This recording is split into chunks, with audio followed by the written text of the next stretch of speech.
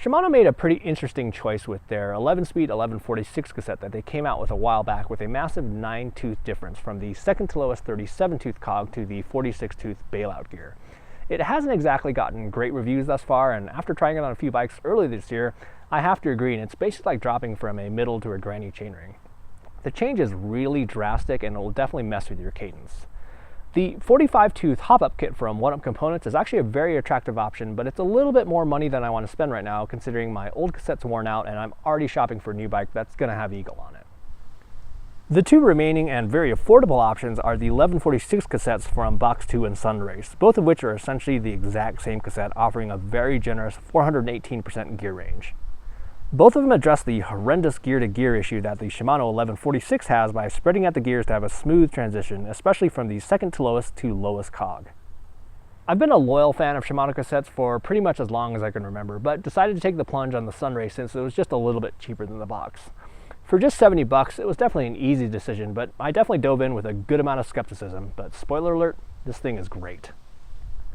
I mounted up this surprisingly attractive looking cassette with no issues whatsoever and didn't have to adjust one single thing on my non-Eagle GX1 drivetrain. There's obviously going to be three big points of skepticism with a non-Shimano, SRAM, or even E13 cassette, and that's going to be weight, durability, and smoothness. In terms of weight, you may be just as surprised as I was to learn that it's nearly the exact same weight as the Shimano 1146 with only about a 20-gram difference between them. In terms of durability, I only have about a month of use on it thus far, but so far it's worked out great. But I'll definitely have a long-term review at the end of the season.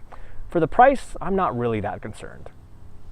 And then in regards to smoothness, this is actually where it really blew me away, as the compatibility was on point. It was super quiet using a SRAM chain, and it's super smooth with every single shift.